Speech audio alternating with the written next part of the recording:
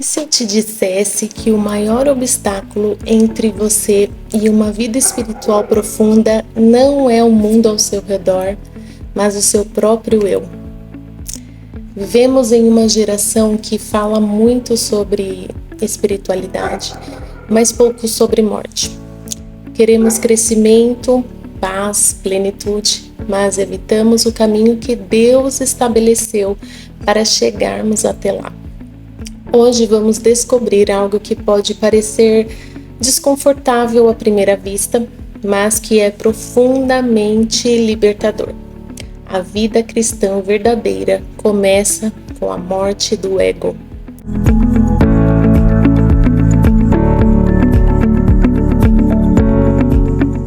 Bem-vinda ao segundo episódio da série Além da Superfície, o resgate da fé real. No episódio anterior, aprendemos algo fundamental.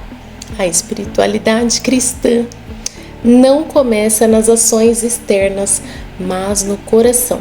Descobrimos que o 10º mandamento revela algo profundo. O pecado nasce internamente antes de aparecer externamente. Mas surge uma pergunta inevitável: como manter um coração realmente transformado em uma cultura que nos ensina a colocar o eu no centro de tudo? É aqui que chegamos ao coração do capítulo 2 de Verdadeira Espiritualidade. Schaeffer nos apresenta uma verdade esquecida. Não existe espiritualidade real sem morte para o ego. Vivemos uma cultura que não gosta de limites. A mensagem que ouvimos todos os dias é: siga seus desejos, expresse seus sentimentos, lute pelos seus direitos, coloque sua felicidade em primeiro lugar. Dizer não a si mesma parece opressão, mas essa lógica não começou agora. A raiz disso aparece logo no início da história humana. Quando Eva estava diante do fruto proibido, a questão não era apenas comer ou não comer.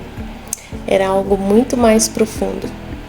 Era decidir quem estaria no centro do universo. Eva escolheu não dizer não ao próprio desejo. Ela quis ser como Deus. E desde então, o coração humano luta com a mesma tentação. Por isso, Schaeffer afirma: o maior conflito da vida cristã não é externo, mas interno.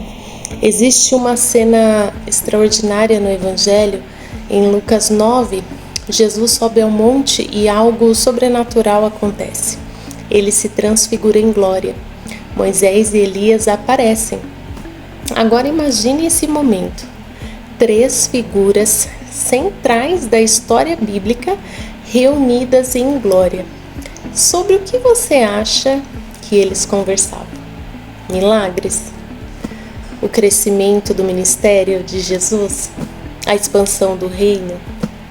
Não. O texto diz que eles falavam sobre a morte de Cristo em Jerusalém. No auge da glória, o assunto era a cruz. Isso revela algo profundo. A morte de Cristo não é apenas um evento histórico. Ela é o centro geográfico de toda a fé cristã. Sem a cruz não existe redenção, não existe perdão, não existe vida nova. Mas Schaeffer vai além. Ele afirma que a ordem da obra de Cristo também se torna a ordem da vida cristã. Jesus mesmo revelou essa ordem. Primeiro, rejeição. Depois, morte. E então, ressurreição. Nós, porém, queremos inverter essa sequência. Queremos a alegria da ressurreição. Queremos a vitória espiritual. Queremos crescimento e plenitude, mas queremos tudo isso sem passar pela cruz. Porém, o próprio Cristo disse: Se alguém quer vir após mim, negue-se a si mesmo. Tome a sua cruz diariamente e siga-me. A cruz não é um símbolo decorativo. Ela representa a morte. E morte para o ego dói.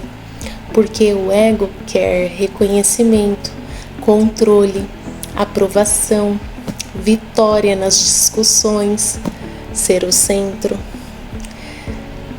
A cruz confronta tudo isso. Aqui a teologia deixa de ser teoria e entra na vida real. Morrer para o ego significa que em determinados momentos da vida você terá duas escolhas: colocar o eu no centro ou seguir o caminho da cruz. Por exemplo, quando você é injustiçada, quando não recebe reconhecimento, quando alguém te ofende, quando um desejo legítimo começa a dominar seu coração. Nesses momentos surgem duas vozes. A voz do ego, que diz: defenda seu direito. Mas a voz de Cristo diz: negue-se a si mesma. Schaeffer afirma algo muito forte.